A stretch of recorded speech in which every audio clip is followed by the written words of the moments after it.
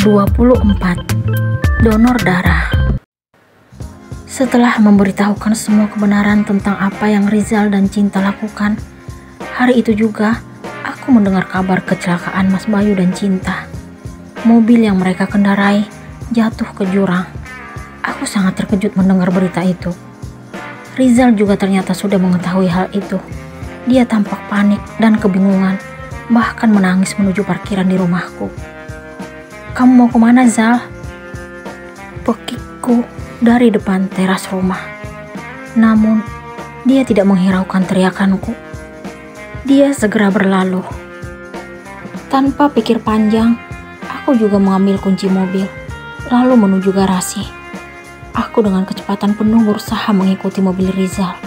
Aku yakin kalau dia pasti ingin mengetahui keadaan wanita pujaannya. Beberapa menit kemudian, akhirnya aku berhasil melihat mobil Rizal. Aku perlahan-lahan mengikutinya dari belakang dan berharap agar dia tidak mengetahui keberadaanku. Setelah tiba di tempat kejadian, Rizal menghentikan mobilnya, lalu segera turun. Aku juga memarkirkan mobil, kemudian menghampiri orang-orang yang ada di keramaian itu untuk memperoleh informasi. Hatiku sedih mendengar informasi dari orang-orang yang ada di tempat itu. Mereka berkata kalau harapan untuk keselamatan Mas Bayu dan Cinta sangat tipis. Aku merasa bersalah karena telah mengungkapkan perbuatan Rizal dan Cinta kepada Mas Bayu.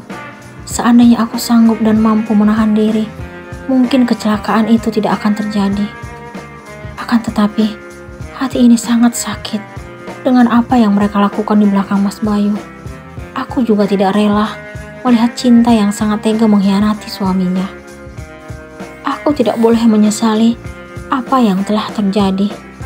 Aku harus percaya dengan yang namanya keajaiban. Mas Bayu dan Cinta akan tetap baik-baik saja. Aku tidak sanggup membayangkan jika sesuatu terjadi terhadap Mas Bayu. Meskipun aku baru dekat dengannya, tetapi hati ini merasakan adanya ketenangan dan kenyamanan saat bersamanya. Mungkin aku egois, karena semua itu aku dapatkan dari laki-laki beristri. Setelah beberapa jam berada di lokasi kejadian, tiba-tiba tim penyelamat membopong seorang korban. Mereka pun berteriak, "Korban masih hidup nih," ucap salah satu dari mereka. Aku mendekati korban yang mereka maksud. Ternyata Mas Bayu. Hatiku sangat lega melihat dirinya yang dinyatakan masih hidup. Keluarga Mas Bayu segera membawanya ke rumah sakit. Aku juga mengikuti mereka dari belakang. Aku ingin mengetahui kondisi Mas Bayu. Hati ini sangat sedih mengetahui dia mengalami kecelakaan. Setelah mobil ambulans yang membawa Mas Bayu tiba di rumah sakit, aku juga segera memarkirkan mobil lalu memasuki rumah sakit.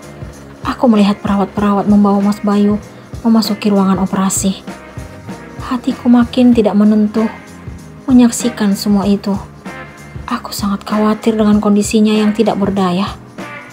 Aku melihat dokter keluar dari ruang operasi, lalu menghampiri keluarga Mas Bayu. Aku mendengar pembicaraan mereka. Pasien harus segera dioperasi karena kehilangan banyak darah. Namun sayang, persediaan darah yang cocok dengan pasien saat ini kosong. Dia membutuhkan beberapa kantong. Aku terkejut mendengar penjelasan dokter. Tanpa basa-basi, aku segera menghampiri mereka. "Ambil darah saya aja, Dok," ucapku sambil melangkah ke arah mereka. Keluarga Mas Bayu tampak sangat heran melihat kehadiranku. "Lastri, kamu di sini?" Mamanya Mas Bayu langsung memelukku. "Iya, Tante. Saya ingin tahu kondisi Mas Bayu." Aku menyambut pelukan wanita itu. "Tadi Mbak mau mendonorkan darah untuk pasien ya?" tanya dokter itu kepadaku. "Mari saya cek dulu, apakah darahnya cocok dengan pasien." Aku mengikuti dokter ke ruangan yang telah disediakan. Setelah melakukan pemeriksaan, ternyata golongan darahku dan Mas Bayu cocok. Aku dengan ikhlas dan penuh semangat akhirnya mendonorkan darah untuk Mas Bayu. Aku sangat bahagia dan bangga karena telah berhasil membantunya. Setelah semuanya selesai, aku kembali menghampiri keluarga Mas Bayu di luar ruangan. "Kamu kelihatan lemas banget, Lastri," Mamanya Mas Bayu langsung menyambutku, lalu memintaku duduk. Saya nggak apa-apa tante, yang penting Mas Bayu baik-baik saja. Aku berusaha menenangkan beliau. Kenapa kamu bersedia melakukan semua ini untuk Bayu? Apa Rizal tidak tahu? Mas Bayu pantas menerima ini tante.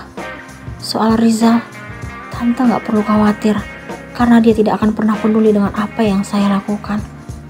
Maksudnya, kami sedang mengurus perceraian tante, karena hubungan kami sudah nggak mungkin untuk dipertahankan. Mas Bayu juga tahu tentang semua ini. Kenapa harus memilih berpisah? Karena Rizal tidak pernah mencintai saya tante. Dia hanya mencintai wanita masa lalunya. Tante turut prihatin ya. Terus, kenapa kamu nekat mendonorkan darah untuk Bayu? Karena saya peduli dengan Mas Bayu. Maafin saya. Kamu gak perlu minta maaf. Justru tante berterima kasih karena kamu bersedia membantunya. Iya Nak Lastri, kami berhutang budi padamu. Papanya Mas Bayu tiba-tiba membuka suara. Tadi, aku melihat kepanikan di wajahnya. Ia seperti orang kebingungan sebelum aku mendonorkan darah kepada Mas Bayu. Sebenarnya, golongan darah Om dan Bayu sama, tapi kondisi Om saat ini tidak memungkinkan untuk mendonorkan darah pada Bayu. Om sekarang sedang tidak sehat. Aku sedih dan sangat mengerti mendengar penjelasan Papa Mas Bayu. Gak apa-apa Om, saya ikhlas memberikan darah saya untuk Mas Bayu. Semoga Mas Bayu baik-baik saja. Aku berusaha menenangkan hati beliau. Terima kasih Nak Lastri. Kami pasti sangat bingung jika kamu tidak cepat tiba di sini. Kamu penyelamat untuk Bayu. Iya Om. Kita doakan yang terbaik untuk Mas Bayu. Aku lega melihat wajah papanya Mas Bayu kembali menunjukkan semangat. Aku merasakan kebahagiaan karena telah berhasil membantu Mas Bayu yang sedang membutuhkan pertolongan. Walau bagaimanapun, dia pernah memberiku kata semangat atas sikap Rizal yang tidak pernah menganggapku. Saat kami masih asik berbincang, dokter pun keluar dari ruang operasi. Orang tua Mas Bayu segera menghampirinya. Bagaimana keadaan anak saya dok? Tanya mama Mas Bayu dengan wajah khawatir. Operasinya berjalan lancar. Tapi maaf. Kenapa dok? Aku mendengar suara panik mama Mas Bayu. Anak ibu koma.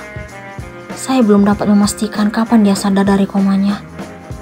Aku sangat terkejut mendengar pengakuan dokter. Aku pun menghampiri orang tua Mas Bayu dan berusaha menenangkan mereka. Om dan Tante harus kuat. Mas Bayu pasti baik-baik aja. Kita harus percaya dengan yang namanya keajaiban. Kita doakan yang terbaik untuk Mas Bayu. Terima kasih Nak Lastri, ucap Papa Mas Bayu.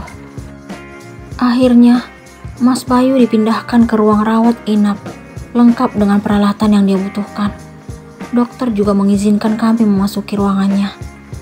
Aku melihat wajah Mas Bayu yang masih terluka karena tergores benda tajam atau mungkin kayu.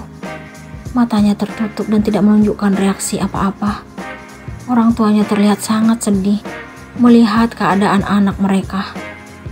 Aku hanya bisa menghibur dan memberikan semangat. Kita harus tetap bersyukur Om, Tante, karena saat ini Mas Bayu masih bersama kita.